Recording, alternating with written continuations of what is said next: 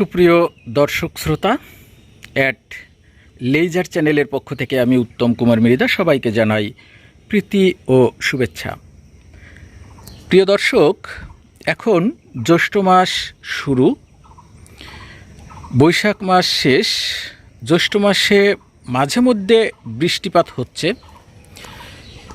এখন কিন্তু অ্যাডেনিয়ামের সিজন, অর্থাৎ অ্যাডেনিয়ামে ফুল ফুটছে, সবাই কিনছে, রিপোর্ট করছে।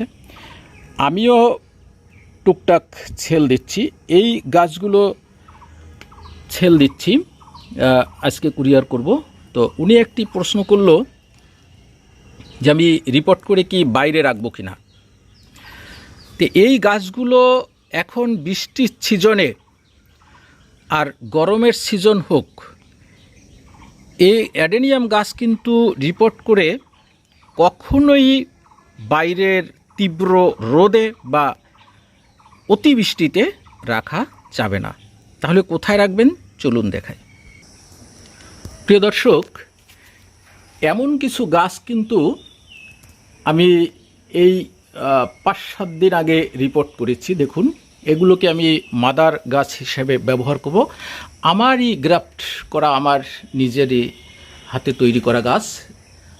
তো রিপোর্ট করার পর আমি কিন্তু পানি খুব কম দেই, অর্থাৎ কিনা রিপোর্ট করে কিভাবে রিপোর্ট করতে হয়, কি পানি দিতে হয়, আমি সব আমার চ্যানেলে দেখিয়েছি। দেখুন, এর মিডিয়া কিন্তু এখনও ঝুরঝুরে আছে, কিন্তু ভিজা। প্রত্যেকটার মিডিয়া কিন্তু ঝুরঝুরে কিন্তু ভেজা। এরকম অবস্থায় আপনাকে রাখতে হবে। এবং দেখুন, আমি এই শেডের নিচে রেখে দিয়েছি। সকালবেলার রোদ কিন্তু এই গাছে লাগে।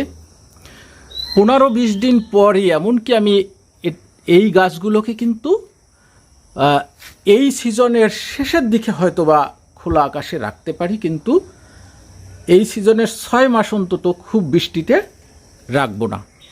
এমনকি দেখুন, আমি এই গাছগুলো সেল পোস্ট দিয়েছি, এই গাছগুলোও কিন্তু আমি শেডের নিচে এনে রেখে দিয়েছি। কারণ একটু বেশি বৃষ্টি হলে এর রুট কিন্তু পচে যেতে পারে, কারণ এই গাছগুলোর মিডিয়া আলাদা, এটা মাটি অথবা কোকোপিট মেশানো হচ্ছে।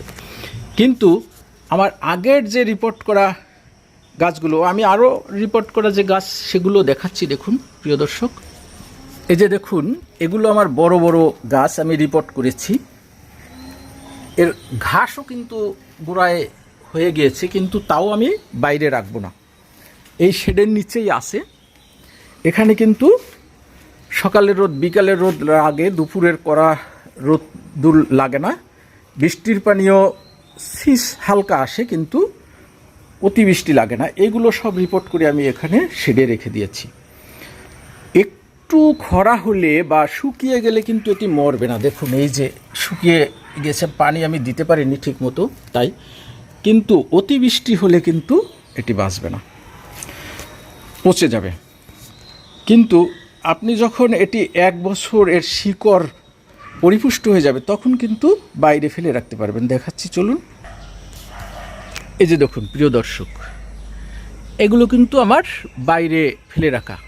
অতিরিক্ত রোদ্দুরের জন্য আমি এই নেট দিয়েছি, এটি আমার চ্যানেলে ভিডিও আছে। তো এই গাছগুলো কিন্তু আমি এই সিজনের প্রথম দিকে রিপোর্ট করেছিলাম। দেখুন, এই একই মিডিয়ায় রিপোর্ট করেছিলাম। এগুলো খোলা আকাশে রেখে দিয়েছি। এর রিপোর্টের বয়স হয়তো বা 3-4 মাস, কিন্তু যখন খুব রোদ্দুর ছিল তখন এটি রিপোর্ট করা। প্রিয় দর্শক, তাহলে কখন অ্যাডেনিয়াম রিপোর্ট করে বাইরে রাখবেন, কখন শেডে রাখবেন, নিশ্চয়ই বুঝতে পেরেছেন। প্রিয় দর্শক, আমার ভিডিওগুলো ভালো লেগে থাকলে আমার চ্যানেলটিকে সাবস্ক্রাইব করে বেল বাটনটি প্রেস করে দেবেন, তাহলে আমি ভিডিও আপলোড দেওয়ার সাথে সাথে আপনারা পেয়ে যাবেন। আর অ্যাডেনিয়াম সম্পর্কিত কোনো প্রশ্ন থাকলে ভিডিওর নিচে কমেন্ট বক্সে প্রশ্ন করবেন, আমার উত্তর জানা থাকলে উত্তর দেওয়ার চেষ্টা করব। প্রিয় দর্শক, সবাই ভালো থাকুন, সুস্থ থাকুন, সকলকে ধন্যবাদ।